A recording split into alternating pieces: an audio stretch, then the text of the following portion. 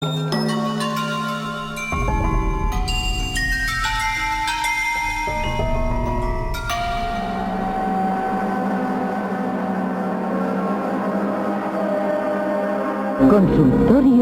de Elena Francis.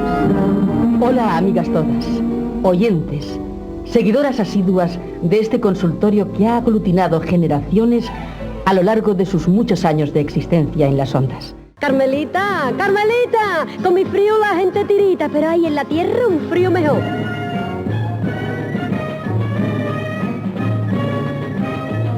Mantenga limpia España. Francamente, lo dicho, lo digo y lo diré siempre, para mí, Franco para España fue un gran político, hay que tener en cuenta las circunstancias en que llegó al poder. ¡Qué mocasines! Son formidables, solo 245 pesetas. Franco, les poques vegades que he tingut possibilitat de contactar en ell, només he observat en relació a València actuacions molt positives. Jo vaig estar a la càrcel, no? Per la meva pintura, a més. Jo vaig pintar el quadre, el famós quadre de l'Abraç, no? El Abrazo, i vaig estar una setmana en la Puerta del Sol detingut, no? Per pintar unes persones que s'estaven abraçant, no? Que allò també té gràcia, no? Y sabía en propia carne lo que significaba pasar por la Jefatura Superior de Policía. En cuanto a sufrimiento, en cuanto a torturas, entonces teníamos miedo.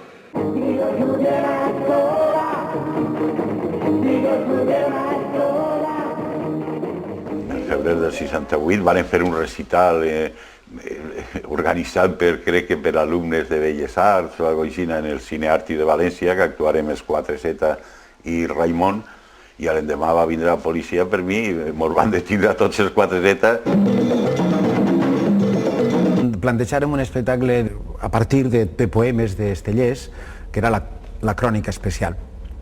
La Crònica Especial és un intent de cantar València, aquella trista València, quina amarga postguerra, ¿no?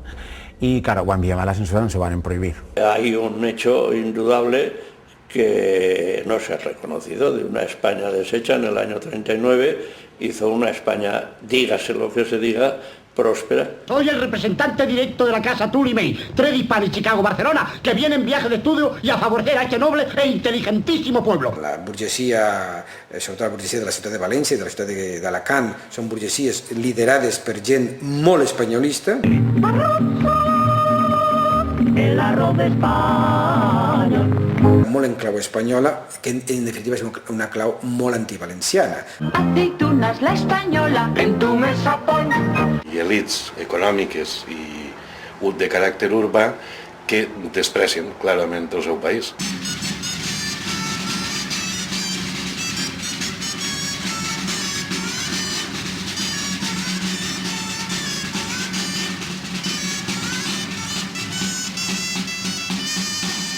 Home, per ser valencià per mi és una cosa molt bonica. Jo, què li diré, quan estic així fora, que me vaig de viatge i sent el parlar del valencià, o sent, què li diré, qualque cançó que parlen del valencià, això és el més gran del món. Per mi és que em dona una il·lusió que no puc aguantar més. És una cosa bonica de veritat.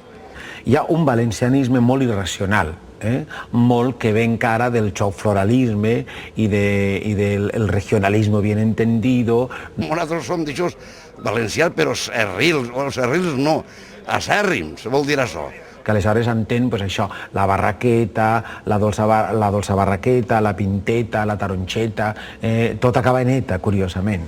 Tot és una miqueta, tot és xicotet. Ese valencianisme i ese franquisme el que volen és la castellanització. I l'escola franquista pot ser una escola amb moltíssimes carències absolutes. La situació de les llengües era d'ignorància total i absoluta del que no significava la llengua, la veritable llengua que ells pensaven, que era el castellà. El valencià, en aquest cas, es quedava a la porta. I ens volien avergonyir de que fueran valencianoparlants, ¿no? Me considero, en fin, como persona, en fin, adherida a los criterios y a la política de Franco en estos años de su mandato.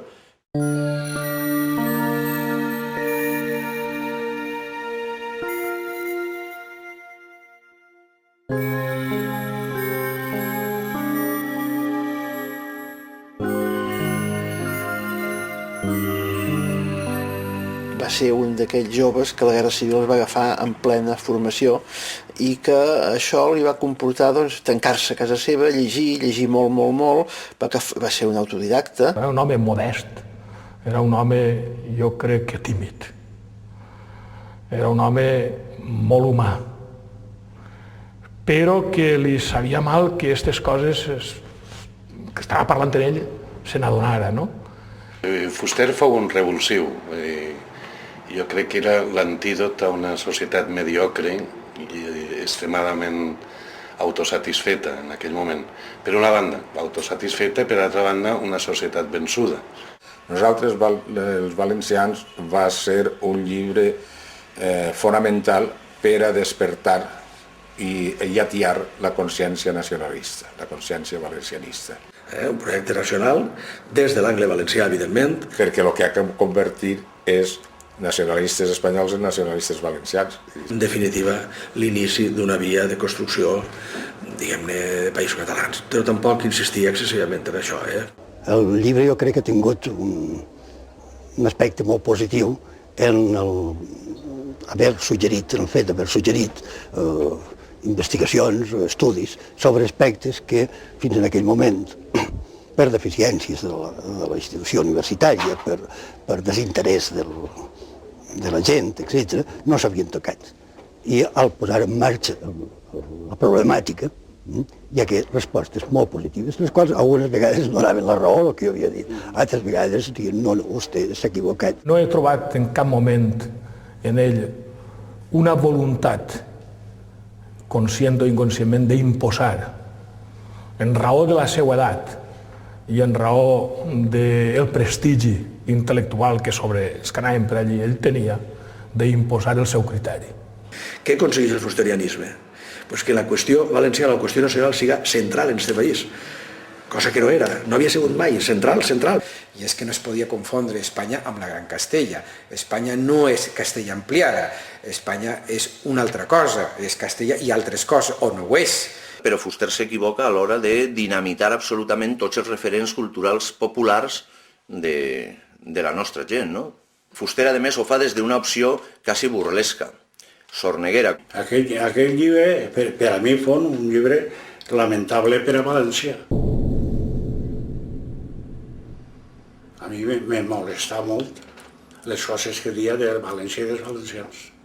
I sobretot me molesta aquest catalanisme que ja se presentava en el llibre, que jo crec que el catalanisme en València és un error.